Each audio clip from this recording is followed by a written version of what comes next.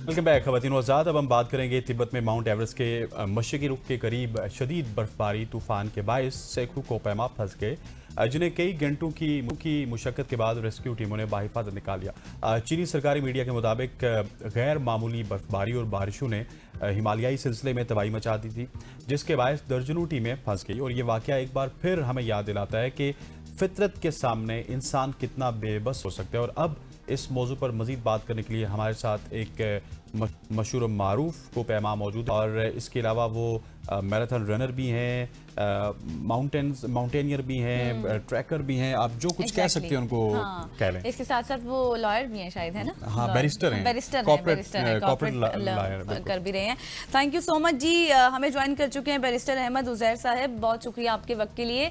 अभी तो ये जो इंसिडेंट हुआ है इस पर भी हम बात करेंगे, क्योंकि रेस्क्यू ऑपरेशन जारी है। बहुत सारे लोग वहाँ फंस गए थे, उनको हिफाजती मकामात पर भी मुंतकिल किया जा रहा है। लेकिन मुझे ये बताएं कि जब इस तरह का कठिन वक्त आ जाता है, एकदम से बर्फानी तौदे सामने आ जाते हैं, तो किस तरह की फीलिंग्स होती हैं? कभी आपने इस तरह की सिचुएशन को फेस किया है?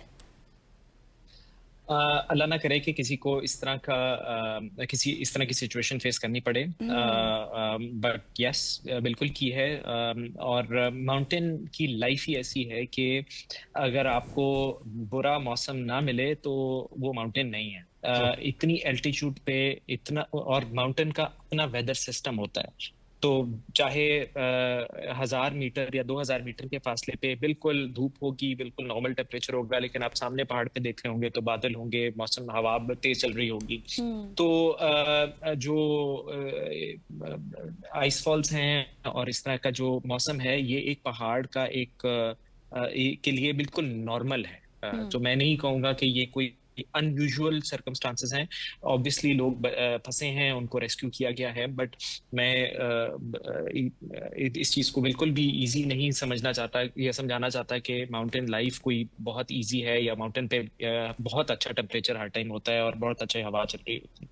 बिल्कुल ऐसी। अच्छा अहमद साहब, क्योंकि आपने चंद माह पहले ही माउंट एवरेस्ट का विजिट भी किया, अब मुझे ये बताइएगा कि ये जो ट्रैकर होते हैं, माउंटेनियर होते हैं, इनके फ़र्क के हवाले से तो हमने ऑफ द रिकॉर्ड बात की है, लेकिन जो बहुत सारे लोग हैं जो कि ट्रैकिंग करते हैं, उनको शायद इतनी ज़्यादा तरबियत नहीं होती, सो उनका जाना और इस तरह का वेदर तब्दील हो जाना, उनके लिए क्या कुछ समझते हैं आप ज़्यादा डिफिकल्टी होती है? अच्छा, मैं दो बातें कहूंगा। एक तो ये कि मेरा जो एक्सपीरियंस था, मैं क्योंकि नेपाल साइड पे था, ये चाइना साइड है। नेपाल साइड पे बहुत बड़ा एक इकोसिस्टम बन गया हुआ है। तकरीबन 300 के करीब लोग डेली बेसिस पे सीजन में, समर सीजन में एवरेस्ट के बेस कैंप की तरफ जा रहे होते हैं। 300 पीपल पर डे। तो उनका हर जगह पे जहाँ पे स्टॉप ओवर्स हैं वहां पे फैसिलिटीज, उसके बाद रेस्क्यू हेलीकॉप्टर की फैसिलिटीज। अच्छा, चाइना साइड पे जो टूरिस्ट का वॉल्यूम है वो रिलेटिवली कम है। वो परमिट्स भी कम देते हैं। मोस्टली उनके जो टूरिस्ट होते हैं माउंट एवरेस्ट के, वो उनके अपने नेशनल्स ही होते हैं। तो उस तरह मैं कहूँगा कि नेपाल ने पिछले कोई 10 सालों में अपना जो टूरिज्म का इकोसिस्टम है वो बहुत ज़्यादा एडवांस कर लिया है। उसमें बहुत सारी फैसिलिटीज ऐड करनी है। I give you an example. 5300 metre पे वार्म ब्लैंकेट्स अवेलेबल थे जो इलेक्ट्रिकली वार्म है। तो इस तरह की फैसिलिटीज, और ये ट्रैकर्स के लिए वो दे रहे होते हैं कि जी अगर आप रात को कंफर्टेबल एनवायरनमेंट में सोना चाहते हैं तो आप अपने इस हट के अंदर अपना जो है ना एक इलेक्ट्रिकली हीटेड कंबल में आप सोएं।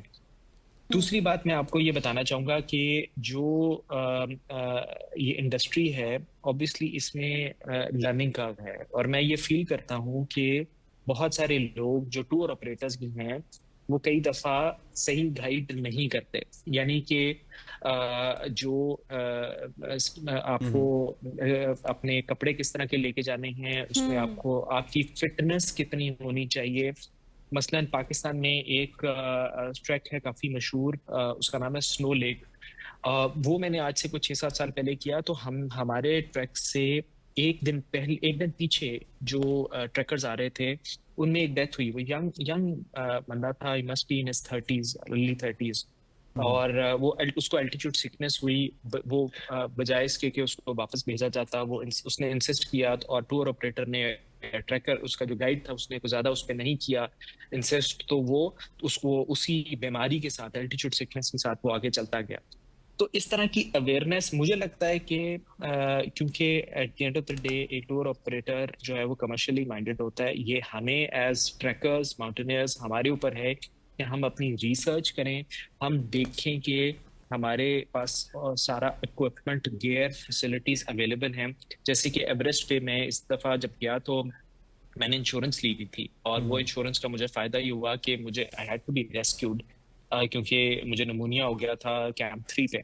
और अगर मैंने वो इंश्योरेंस ना ली होती तो मुझे वो रेस्क्यू मेरे लिए मुश्किल होना था। बट उसका फायदा क्या हुआ कि मैंने फोन किया रेस्क्यू को, और 2 से 3 घंटे के अंदर अंदर एक हेलीकॉप्टर 6,500 मीटर की बुलंदी पे मुझे उसने पिक करके मुझे वापस जो है वो गांव की तरफ ले आया, तकरीबन 3-4 घंटे के फासले पे। सो ये सारी फैसिलिटीज जो हैं ये अवेलेबल होती हैं, बट कई दफा जो ट्रैक्टर्स होते बिल्कुल हैं सर, वो आपने उसको ठीक easily कहा ले कि ये फैसिलिटीज़ तो होती हैं, लेकिन मैं इसी चीज़ को आगे लेकर चलूंगी। जब इस तरह से सडन कुछ ना कुछ हो जाए तो जब ऐसी एक्सट्रीम सिचुएशन पैदा हो जाए तो फिर किस तरह की एहतियाती तदाबीर इख्तियार करनी चाहिए? जितने भी माउंटेनियर्स वहाँ पर होते हैं, ट्रैकर्स होते हैं, ज़ाहिर है फिर सर्वाइव करना मुश्किल हो जाता है। ऑक्सीजन, टेम्परेचर, आपका खाना, बहुत सारे मामला हैं साथ जुड़े हुए। बहुत अच्छा सवाल है आपका। इसमें सबसे इम्पोर्टेंट चीज टेम्परेचर है, यानी कि आपका कोर टेम्परेचर आपने अपने आप को वार्म रखना है। उसमें एज लॉन्ग एज आपकी बॉडी का टेम्परेचर जो है वो एक सर्टेन डिग्री से नीचे नहीं जाता, आप सरवाइव कर जाते हैं। अगर आप ने अपने आप को मसलन डायरेक्ट ब्लिज़र्ड है उसमें जो रेस्क्यू के मैकेनिज्म्स अवेलेबल हैं या ट्रेनिंग्स अवेलेबल हैं कि आपने अपने आप को शेल्टर कैसे करना है और अपने आप को उस ब्लेजर्ड और तेज हवा से कैसे बचाना है, और वो स्नो ही आपको बचाती है। आप अपना एक छोटा सा होल बना के उसके अंदर बैठ जाते हैं। उसके साथ साथ एक कुछ ब्लैंकेट्स होते हैं बड़े लाइट से, जो आपको बड़े ब्राइट कलर के आप अपने साथ लेके जा सकते हैं, जो कि ना सिर्फ आपको ठंड से बचा हैं बट वो दूर से अगर कोई रेस्क्यू आ रहा है तो वो आपको देख सकता है कि हेलीकॉप्टर से कि जी यहाँ पे कोई कोई इंसान है।